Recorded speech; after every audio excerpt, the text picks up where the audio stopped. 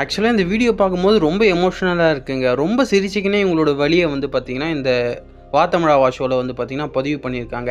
என்ன மேட்டர்னால் இவங்க எஸ்சியாக இருக்கிறதுனால வந்து பார்த்திங்கன்னா இவங்களை யாரை மதிக்க மாட்டாங்கன்றதுக்காக இவங்க வந்து பார்த்திங்கன்னா மதம் மாறியிருக்காங்க.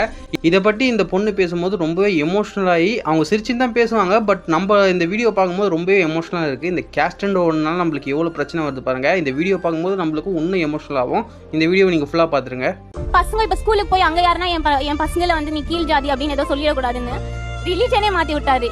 எங்க ஃபேமிலியில எல்லாருமே ஹிந்துஸ், நானும் என் தம்பி மட்டும் கிறிஸ்டியன். ஸோ நாங்க வந்து எஸ்சி எஸ்டி, ஆனா நானும் என் தம்பி மட்டும் ரோமன் கேத்தலிக். இங்க நிறைய நேரங்களில் சமூக நீதிக்காக கூட கடவுளை மாற்ற வேண்டிய சூழல் இருப்பாரு. எங்க வீட்டுல இன்னமும் மாதா போட்டோவும் இருக்கும், மேல கணபதி சரஸ்வதி கிருஷ்ணர் போட்டோ எல்லாமே இருக்கும். இது உங்க பொண்ணு சிரிச்சுக்கிட்டே சொல்லுது, அதுக்கு பின்னாடி இருக்கிற வழி வந்து உங்க முகத்துல எனக்கு தெரியுது. ஏன்னா அது it's not a small decision. எதனால அப்படி ஒரு முடிவு எடுத்தீங்க? நம்ம கிட்ட வந்து ஒரு நோட் புக்ஸோ ஒரு புக்கோ வாங்கணும்னா ஊர் உள்ள போகணும்.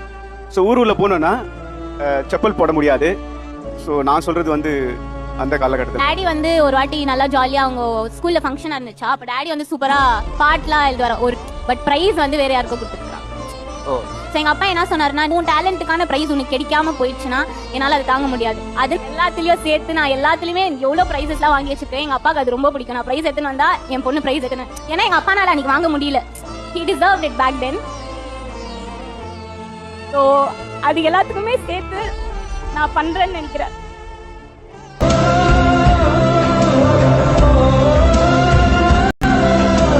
இந்த வீடியோ கன்ஃபார்மாக எல்லோரும் ஃபுல்லாக பார்த்துருப்பீங்கன்னு நம்புகிறேன். தயவு செஞ்சு கைஸ் நம்ம ஜென்ரேஷனாச்சும் இந்த ஜாதியை தூக்கி போட்டு ஈக்குவாலிட்டியோடு வந்து பார்த்திங்கன்னா நம்ம பேச ஆரம்பிக்கணும். அப்போ தான் வர ஜென்ரேஷனில் இந்த ஜாதின்றது ஃபுல்லாக அழியும். அப்படி அழியும்னு நினைக்கிறவங்க மறக்காமல் கமெண்ட் பண்ணிட்டு போங்க.